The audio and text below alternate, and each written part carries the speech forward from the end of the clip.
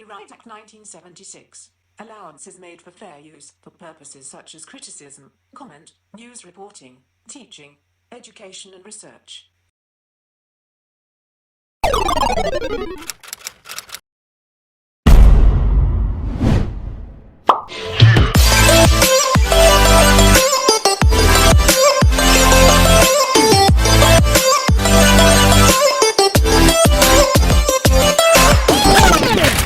Hello and welcome to the Gift of Gab Podcast. I am your host, Gabe Bryan, and I know I've been a kind of MIA the past couple weeks. We had our first two episodes, and then we had to take a brief hiatus, had some scheduling issues as well as trying to figure out some of the tech things, as I'm sure you're noticing small upgrades here and there to the visual aesthetic of the podcast, if you will, if you're watching the video format on YouTube. It's also available on any audio place, so anywhere you listen to podcasts, you're able to get this audio, so make sure to check us out there if you're the kind of person that doesn't like to look at my ugly face. But it's not just my ugly mug in today's episode, and I know some of you are thankful for that. Joining me as today's guest is somebody who does what he wants and forgets the rest. A jack of many trades and a master of more than a few, I would say, by his track record. His newest project, Stage Moms, just released their latest EP, Almost Heaven Feels Like Hell, with over 23,000 plays on Spotify alone. You may know him by Gage Vota, but I'd like to welcome Gage Vota. Gage, welcome to the podcast. I want to start by saying I have been a admirer from afar for quite some time now, and I know that we're here to talk about Stage Moms and your new project, but I kind of want to focus a little bit on your journey as well and what got you to where you're at. Okay, cool. That works. Thank you. Yeah, it's probably not a surprise because I commented on your stuff a lot. Your quote of "Do what you want and forget the rest," which I guess in the middle of a pandemic kind of loses its gusto. Yeah, for real. Oh my god, it's too real. But I feel like that's a mantra that is just natural for a lot of people to live by, maybe not articulate, but for the independent music scene. And that's the reason that I have a lot of respect for you, is just the seeing the tribulations that we're going to touch here on in a bit, and how you've endured through that to get to where you are is very inspiring, to say the least. Thank you. So starting off, you were in a project called Down They Fall. Yeah. Was that your first project? I mean, I had like bands and stuff as a kid, like in middle school and early high school, but Down They Fall was like, I was like a sophomore in high school when it started, and that was up until 2017, maybe 2018. The Facebook said 2018, but it may have been like the beginning of that. It says that you started in 2011. So that would make you, how old are you now then? I'm 26. 26. That's crazy. I'm 29 and wish for your accomplishments. But you kind of broke some norms for the area that you were in with the release of the Sandwich Epidemic EP.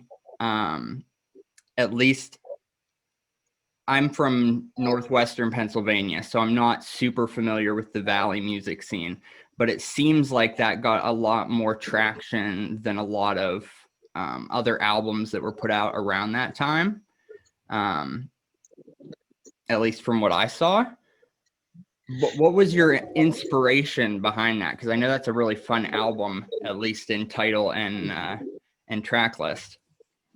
Yeah, so we recorded it with up in Pittsburgh at Very Tight Recording, or Very Tight the studio called Very Tight. I'm not sure exactly what it's called, but yeah, I mean, I grew up listening to like pop punk bands and like Never Shout Never stuff, but then I kind of like started getting into like folk punk around the time of like writing that EP. So like I tried to like kind of do some like folk punk influences and stuff, but we just kind of like tried to do something different than what we did on the last release that we did, and definitely upped our production value and upped our like got better at our instruments and stuff. And then I got like a full band instead of just like me and a drummer, and we were a 5-piece, I think. Yeah, we had a baritone, ukulele, drums, bass, trumpet, and keyboard. Yeah, that's one thing that I really admired was I don't know what the best word for it would be, maybe just resourcefulness, because it seems like you had switched your lineup, but it was based on what you were able to do to be able to do as much as you could do, as much as you could do it. Yeah. That's what like Down They Fall was always like basically me and whoever I could like talk into like joining for a tour, joining for a thing like Grayson was towards like from the Sandwich Epidemic to the end. Grayson was like an official member. Like they played keyboard, and then they played melodica on the acoustic tours, and then at the very end they switched to bass, and we were just touring as a 3-piece at the end with just bass, drums, baritone, uke. But yeah, it was always just like my friends who I could talk into doing like a tour, doing like sometimes even just doing a show, or like doing a studio session or something. Like it was super like hectic and stuff, but that was basically just because like I wanted to always be on the road, and I wasn't gonna let like not really being able to find like permanent members that could tour as often as me kind of hold it back, because the whole reason I started Down They Fall was like I drummed in bands in like middle school and high school, and I couldn't find anyone who would like be as dedicated as me, I guess I could say, or I should say. And then like I tried to learn how to play ukulele, and then it took like a while until I got it figured out. But basically just like I didn't want to feel like I had to rely on other people, because you can't sometimes. I know that from experience. I think especially with the indie industry, there's a lot of people that really want to be in a band, but they don't want to do what's required to be in a band. Oh yeah, absolutely. And a lot of times you can't figure that out until rubber meets the road, which I think is one of the things that's really inspiring about indie musicians in general, is the tenacity that they have to meet the needs that are required to have that notoriety. I mean, you're talking about starting this project when you're a sophomore in high school, and within a few short years, you're touring around the United States with whoever you can get to sleep in your van with you. Pretty much, yeah. Which, like, maybe it's just because I also aspire to sleep in a van and travel the country. But I just think that a lot of people don't understand the amount of work that goes into that, and to see it from kids so young and so dedicated. I don't think it just says a lot about them, but also the scene as a whole and how much the music means to people. In that regard, I mean, was there anything in particular? You said that you really wanted to be on the road as much as possible. Was not to get like too deep or pry or anything. You don't have to answer anything you're not comfortable with, but I'm good with answering anything. Was like home life something that was like detrimental? You were just trying to find a way out, or like what was the... No. I mean, I'm lucky. I got a really supportive family, and they've always been super supportive of it. It was more or less just like That's always been the dream. It was more like, it wasn't like I was like escaping anything or had to get away. It was just like the only time I'm happy is like when I'm on the road or like touring, or the only time I feel like I'm actually accomplishing something is when you like see it in front of you. Like, and that's kind of how touring is for me, at least. Like, even if it's like a bad tour, it's like, okay, this tour sucks, or like, okay, this show sucks, but like I'm working towards something. Like when I'm working at home, like at some dead end job or something, it just doesn't feel like I'm doing anything, because at the end of the day, I mean, you're getting paid, but that job's not doing anything to go towards your dream or your career or whatever you want to call like being in this music industry is. So it's like I only really saw the only way to achieve that is being on the road. And now like with COVID and stuff, like content has basically like replaced that. And like I'm not really a fan of doing that stuff. Like I don't dislike it, but like it doesn't bring me happiness. Like I'll do it Right. because like I'll be on TikTok or I'll be on Instagram, YouTube, whatever. Like I'll do all that stuff. Like I'm not against doing it, and we do it, but that doesn't bring me like any joy. Like Right. like nowhere as close to touring or playing a show or anything like that. Well, I think like too, sometimes necessity takes the enjoyment out of things. Like when it's necessary to keep things going, it kind of is more draining than if you were just doing it because you were inspired by something. But to juxtaposition doing a TikTok up against any of your tour photos, I mean, it's basic standard pop punk, people screaming in each other's faces and having the time of their life. I think anybody that sees the photos, even without hearing the music, is probably jealous of whoever got to experience it. So I can definitely see where TikTok fails to live up to that. Yeah. Yeah, and I mean TikTok's like cool. Like it's funny now because it's basically been a year since everyone our age got on TikTok, and it's been like seeing all those like a year ago, like it's like March 2020 and it's like I'm not going to download this app, and then it's like March 2021 and they're like singing like that Fortnite like yeah and it's so true. Like I wasn't like our tour photographer Chris West was telling us to get on TikTok, and Grayson, he's been on TikTok for a while and he was always telling me to get on TikTok, and I'm just like I just like don't want to do that. Like it doesn't look like because I just thought it was all like the like Charlie D'Amelio like stuff like that. Like I didn't think it was like there was comedy, there was music. Like TikTok's cool, but like a year ago I thought it was so stupid, and now like it's the biggest app. Like it's way bigger than anything. Like well, I it's think crazy. one of the really things that makes it a useful tool for music and entertainers of any kind really is just how loose the algorithm is and how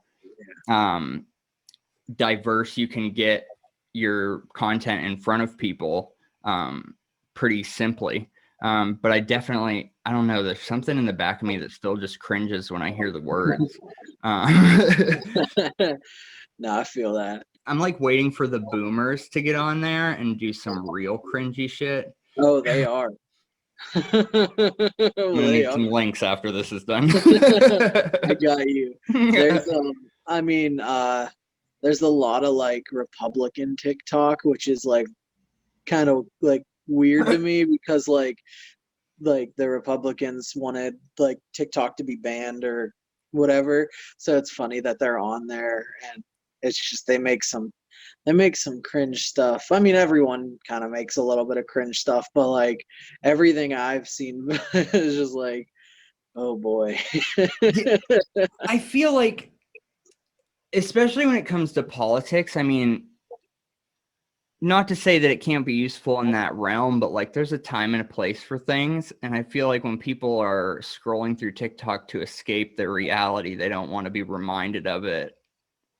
I feel You know that what I mean? Like, on the same, like on the other side of that coin though, it's kind of cool because especially when like the protests were going on and stuff, people would just like put it straight up. Like if there was like, hey, get out of this area, it's pretty like not safe right now, someone could just like make it, and like people can, like, if you comment and like do like those duets where you just like duet it, like it basically will like boost, like the algorithm will pick it up more.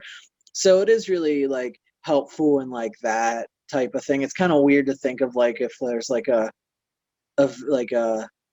tragic event happening, that TikTok's going to be the thing that saves you. Like, I'm not saying that, but like it can definitely, like I've definitely seen some people be like, oh, I was like in there and was just scrolling and someone sent me this or whatever and I got out. So I think it's kind of helpful.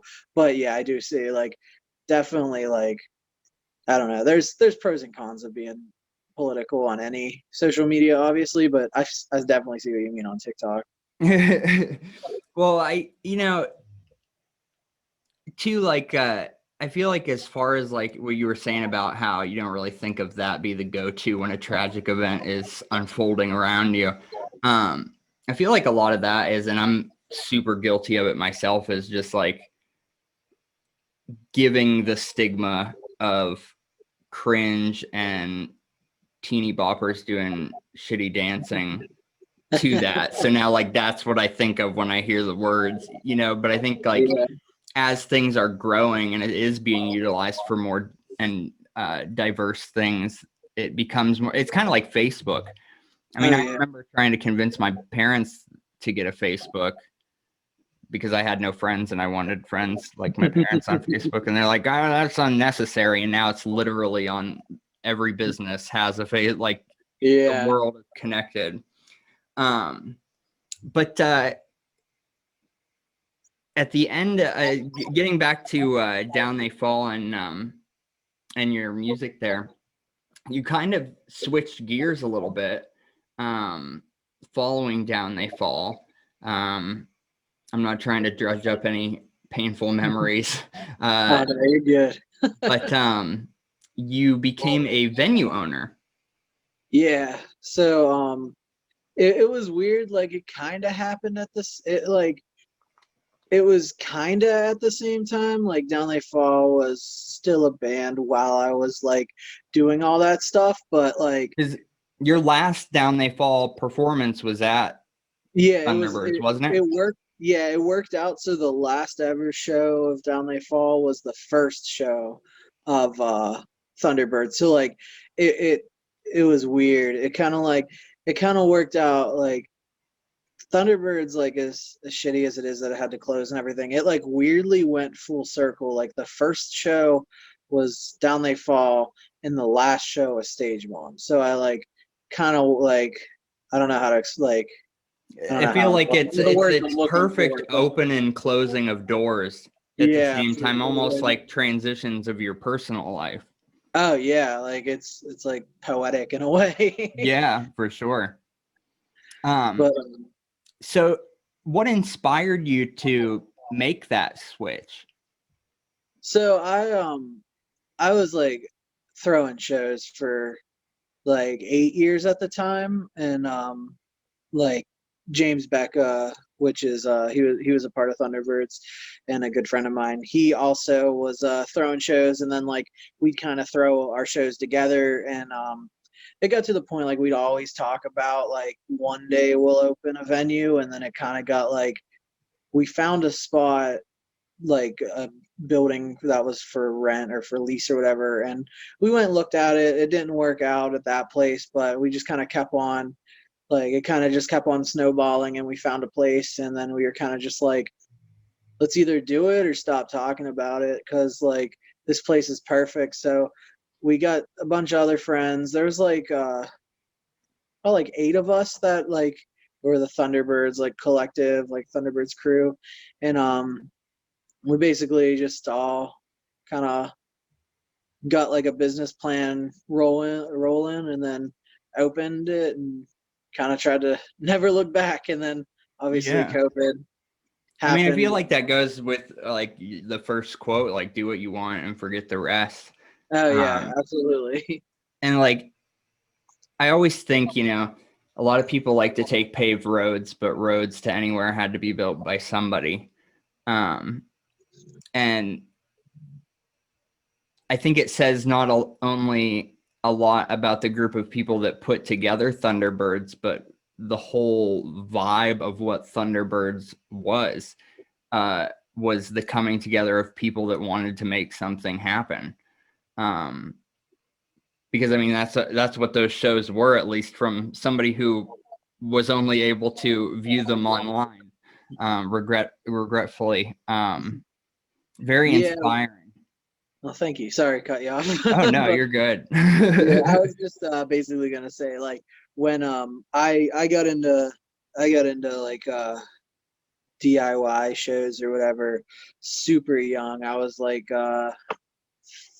13, and because I was so young, like none of the like cool kids in the DIY scene, like in the local scene, really fucked with like what I was doing, and I was terrible. Obviously, I'm like a 13-year-old kid. I didn't know how to do anything, but like we'd always try to get booked on like these real shows in like the community, and no one really would let us or was down because, but like I'm not blaming them. I don't blame them at all for how bad we sounded. But so basically I was like, well, I guess we can just like try to throw our own shows. So like I started throwing shows like once a year, like real slow, and then like it kind of snowballed. And then when I was like sophomore, junior in high school, I started booking like proper DIY shows, and then it kind of just kept on spiraling from there.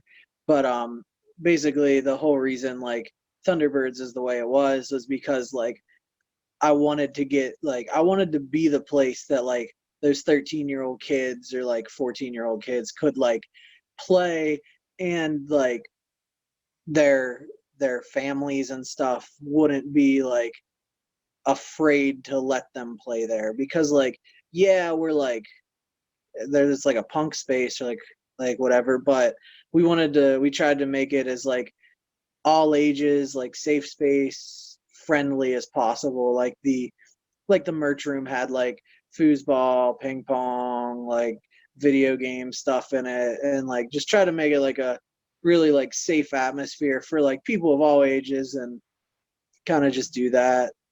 Yeah, and it's cool because I feel like, I mean, I mentioned it before, just talking about your entire journey so far, about your resiliency and perseverance through a lot of hardships. And I feel like, especially with the way that the world has progressed and a lot of people struggling with mental health at younger ages now, a lot of kids aren't able, sometimes not willing to make it happen like you had the opportunity to, or made the opportunity to. So it's cool that you were kind of inspired to, I don't know, it almost seems like you created the venue that you would have wanted when you first started. Oh yeah, absolutely. That was like all of our goals was like, let's be the place that we always wanted somewhere to be. Like we all like got into the DIY scene, like, or the local scene super like young. We were all like, I think like at the very least we were all in like high school, and everyone involved in Thunderbirds, but like some of us like middle school, some of us like high school, whatever. But it was really like hard to get shows. Like they didn't exist, and if they did exist, it was like super like gatekeepy and stuff like that. So we just like didn't want that to exist. Like we wanted literally like we wanted to be a place that like someone our age could go and like crowd kill if they wanted to, or like throw down, but like also like someone's parents, like some little kids that's trying to play their first shows, like parents could come, and it wouldn't be like a culture shock. Like Right. it's not Something going to be where similar. those two opposites can coexist in a way that's not inhibiting either one. Oh yeah, absolutely. It's as a musician myself, you were talking about how you don't blame a lot of those people for not giving you the opportunity to play. Sometimes that can be because of the music itself, which is something that can be honed in a private space. But even when you have the music down, there's a difference between playing music and playing music in front of people. So to have a space where even young musicians who maybe have the music down can hone that engagement factor before taking it on the road or before getting what you eloquently put as a real show, I think that's cool. Yeah, we even we kind of like thought about that as well. So we'd always have like open mics and stuff too. So like we kind of like wanted to be like we were always trying to be a band's first show, like first place they played, and like we're like a rapper's first show, or like just an artist first place, because like yeah, the crowd might not be great, like it might not be packed, but like the crowd there is gonna be supportive if you're not a dick. Like they're gonna support you, or at least watch you. And I feel like if they can get that under their belt, then they'll be good. And then if it's like an open mic, then obviously there's probably like two people there, so like who cares? Like it's definitely like if it's the first time you've ever been on stage or whatever for a open mic, then you can just get that out of the way. Right. And for a lot of people, I mean, a small group is something that they're kind of hoping for a first performance. Yeah. I think too, a lot of it is, it seems like Thunderbirds wasn't just a music venue. It was a community. And I think that the cool thing about that is, like you were saying, is a place where it can be somebody's first show and people will be there that are supportive, maybe even not somebody that's a fan of that particular genre or act, but are supportive of what they're trying to do. You know what I mean?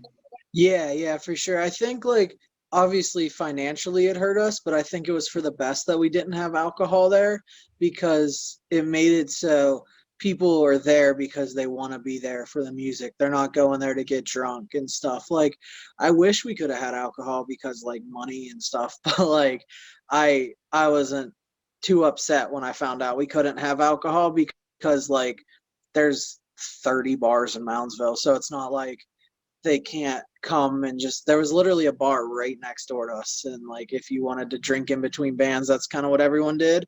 But Yeah. like it made it so people were there for the music, and people were there for the like community aspect, and not just to get drunk. Well, and like you were saying, financially, you would have been able to make more money by selling alcohol. But I know too that there's a lot of stipulations that can cost money to be able to have like all ages events with alcohol on the premises. And I don't know that you would have been able to be what you wanted to be for the age group you wanted to be and be able to last as long as you did. Yeah, I definitely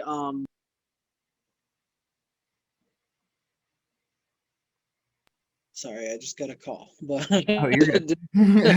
so what were we saying? Oh yeah, alcohol. So like I don't really know how that would all worked out. It was crazy. The reason we weren't allowed alcohol was because we didn't have a sprinkler system. So they said that if there was a fire, that the alcohol would like go up in flames and burn the whole building down.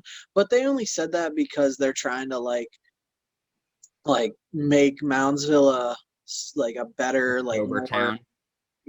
well, not a sober town, because there's a bar on every like there were at least 4 bars in walking distance from Thunderbirds, and like I mean walking distance is like you could basically see it from our front door. Throw away. Yeah. Yeah, so like it was more or less that they were like, oh, all Moundsville is bars. So they put this new law in that said that you can't open a new bar if you don't have a sprinkler system.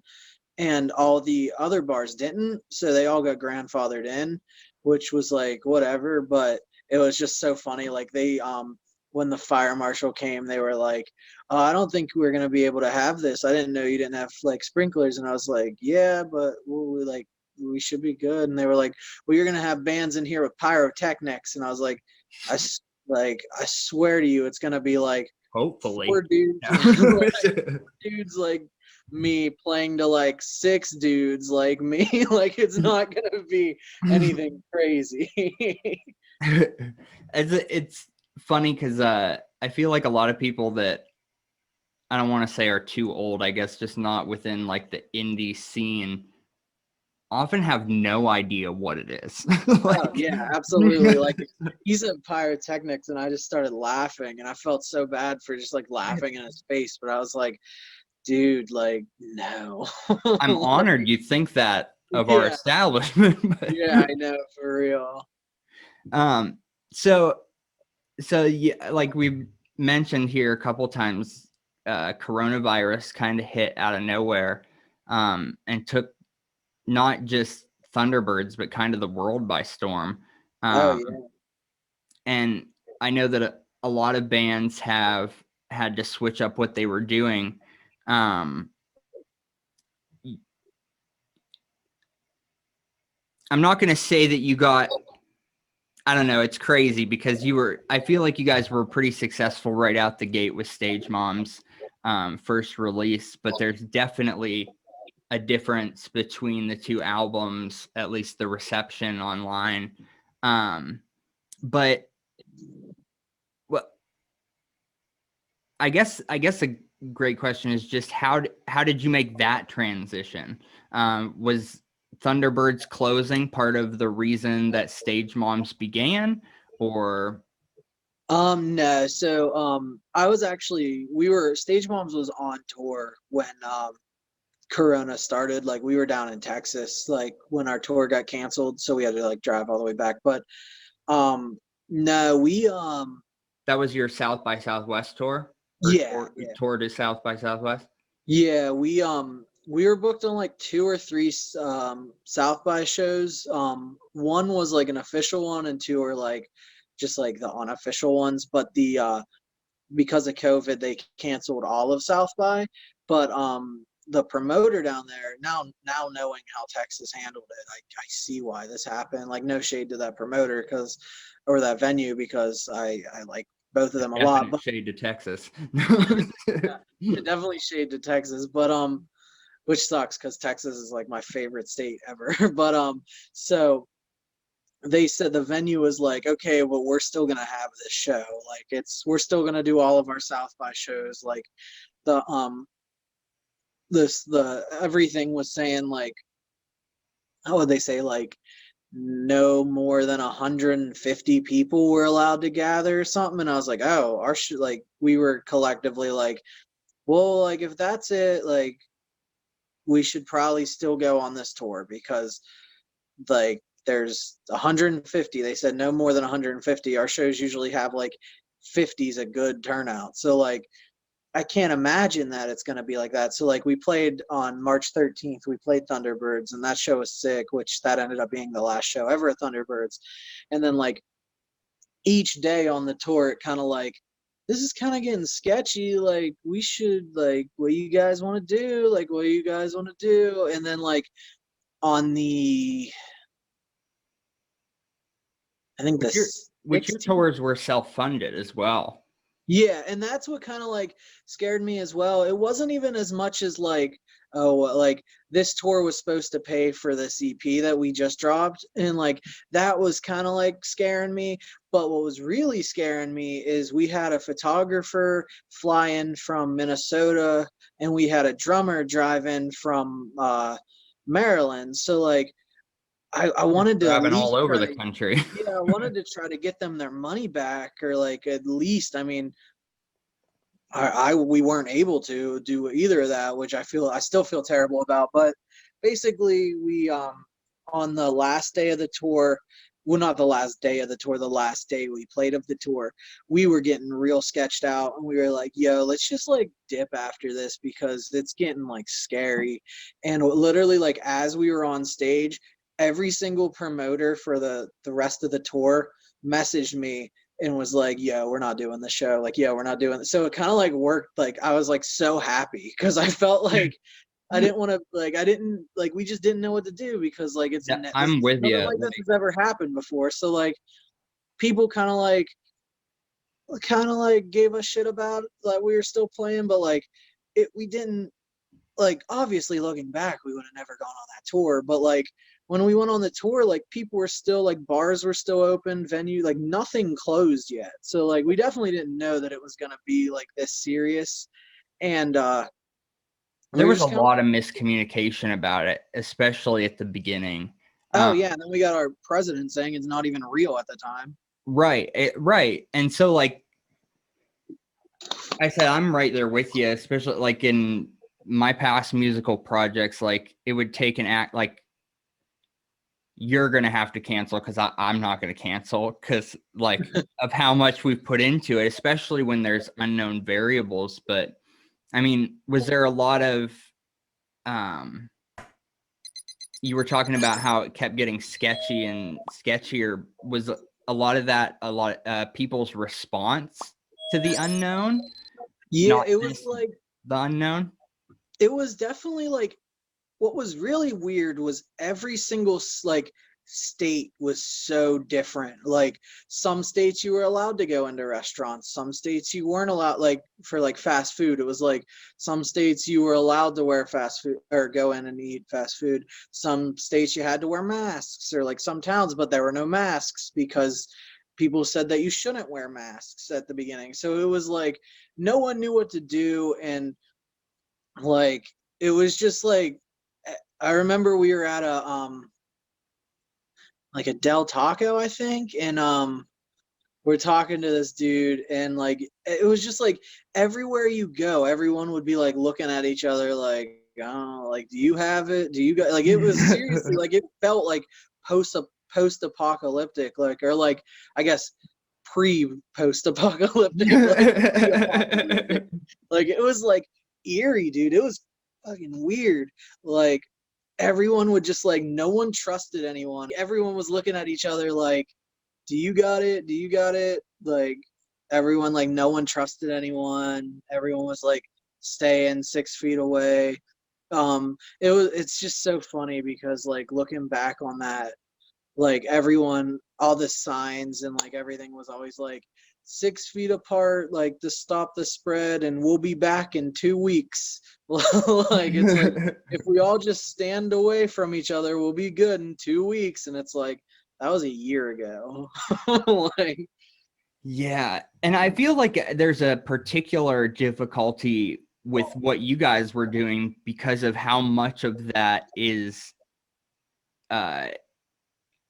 based on trusting people that you might not have a whole lot of experience working with, but knowing that they're going to pull through with whatever they've agreed to, and then not knowing who you can trust or who's trusting you. Or yeah, no, dude, it was definitely the weirdest experience I've ever had in my life, just because like we didn't know anything. We didn't like, it was just like, I don't know. I can't even explain it if you weren't like I don't know how to explain it because it was just so weird. Like everything, you had to be there like type thing.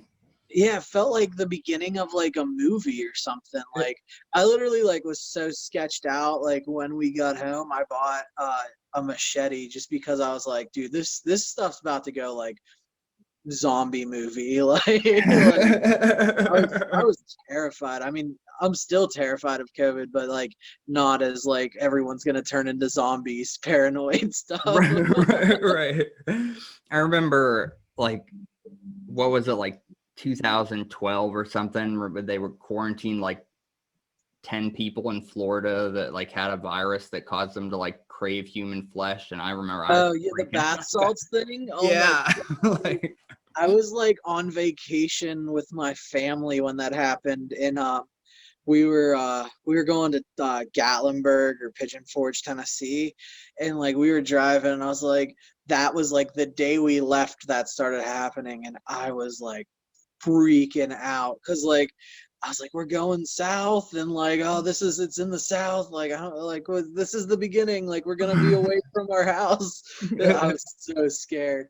But yeah, that's kind of like going back to that, like that's how I felt like COVID was gonna be. Like I thought it was just gonna be like all those like flus or stuff that like it lasted like a very small amount of people got it, and like it was just gonna be like a week of like not even lockdown, just like it would be in our news cycle for like a week. Like that's obviously I was super wrong, but like that's kind of why like I definitely didn't take it as seriously as I should have or as we should have. And like obviously I regret it and I wouldn't do that again, but like hindsight's 2020. Like, you know. Well, I mean, like even with H1N1 and SARS being in our lifetime, neither were to the magnitude that this was. So even with whatever we could compare it to, there was nothing to scale. You know what I mean? Oh no, exactly. Yeah, that's like that was exactly my thinking. You're like, I was just like, I mean, like the bird flu and like all that stuff, like it kind of like comes in, scares us in our news cycle for a few weeks, and then like it's just normal, but nothing ever closes down. Like everything's just business as usual. And like that's like what I thought. I mean, I'm sure there were people that realized how serious it was and were taking the proper precautions, but yeah, I didn't Well, I think, mean, which is like you were saying earlier, like it's hard to know who to listen to or who to yeah. trust on those things, especially when you're hearing different things from different places. But prior to that tour and prior to everything kind of shutting down and you had put out your guys' first EP, Yeah. Long Drives and Late Nights, which ironically there wasn't much of on that tour, I suppose. But tell me a little bit about what inspired that. I'm guessing your past touring experience a little bit. Yeah. So we kind of like it's crazy. We no, okay, but we started this band just like as a way to You're good. okay. It's a reason why I don't do this live. Yeah. So we started this band just as like a way to like jam and stuff. Like we never like we literally were like talking like, yeah, we'll probably play like a show at Thunderbirds or something, like whatever. But then like we started writing this, like we started writing it, and like we kind of realized like, oh, like this is fun, like we all click, like let's do like a weekender for like our release show. And then like we did the weekender, and we were like, let's go on tour. And then like we were kind of just like, well, let's do this like for real. And so like we were doing all that or talking about all that stuff, and just like Long Drives and Late Nights obviously like is a touring reference. And the first track on the EP's tour about touring, and just a bunch of that's like that stuff. I can't talk right now, but so basically just like about touring and about like dealing with what I was dealing with, and kind of like why Down They Fall broke up and all that stuff. But yeah, we kind of did that. And then we started writing for this EP, and we wanted to go to the lumberyard like before we even started doing this. We really wanted to do the first EP at the lumberyard, but the funds just weren't there. And when we started writing this EP, the funds weren't there because all my money went to Thunderbirds. And then like Thunderbirds closed, and I kind of was like, well, I might be able to actually pitch in some money now. So we just wrote this EP and went up to New Jersey and recorded the Almost Heaven Feels Like Hell. But yeah, Which it was has an basically, interesting story for how you got that name. You want to explain that a little bit? Yeah, so Almost Heaven is like West Virginia. That's like their slogan or whatever, and then like Feels Like Hell is just like us being edgy dude bros. Yeah. But yeah, so like we got the bridge, the famous bridge from this is the St. George Bridge, and the flames in the in the album art. But yeah, the two EPs are kind of like they go chronologically in order. So the first song on the first EP is like where I was like right when we started the band, and then now like 231, which is the last track on the EP, is basically where I am now. Well, it Yeah. was where I am where Thunderbirds closed, so about a year ago now. Yeah, which like you've had a lot of notoriety for this release. In particular, I see here Discovered Magazines. You were on the Breakthrough 2020 playlist on Spotify, which I'm sure helped in part to the 23,000 Spotify plays you have on this album alone. Tell me what that feels like to, I mean, you said that it's a like a chronological kind of time capsule, these albums, but thinking back to even the beginning of Down They Fall and everything you've gone through to get to this point, I would assume that that kind of validates a lot of the decisions that you made. But tell me a little bit how that feels for especially somebody independent to achieve this stuff. Yeah, it's definitely crazy. Like obviously we're so thankful that people are actually listening to it, because that's always like the biggest fear is like, God, am I about to drop this and no one's gonna check it out? Like, are we about to like spend all this money and recording and getting there and doing all this stuff, and then like it just flops? But like, yeah, I'm really glad how the EP turned out, and really glad that people are liking it, and it definitely makes me really happy that I started playing music again, because like when Down They Fall broke up, I was like, I'm never touring again. I'm never gonna play like take music seriously again. Like I still had Richard Monet, which is my like rap project, and then like I started dipping my toe into like taking music more seriously, like like playing shows, like live music, I guess, because like I'd always take Richard Monet seriously. Like I still like just recorded it, but like I'd only play Thunderbirds with that. So like Gage Vota was like a folk punk project Grayson and I had, and we we probably only played like 6 shows ever, and like it was just like a tour we did with our friends, Apes of the State and Local News Legends. And then like I did that, and I was like, okay, like I think I can like tour again. So now I want to like try to start a pop punk band, because I always wanted to start a pop punk band. But it's definitely like the number aspect is like it's kind of hard to tell like how many of the people are like digging it and like are gonna like when shows come back, if they're gonna come to the shows. Like that's kind of like the thing that kind of like makes me a little nervous, because it's like, yeah, like Spotify numbers are great and everything, but like hopefully they're not just from being on like the Spotify curated playlist or like discovered playlist or like the bigger playlist that we have landed. Hopefully like at the very least they see us through that, and then they stick around, so then like we can meet all the people and see them at the shows that we play whenever shows come back.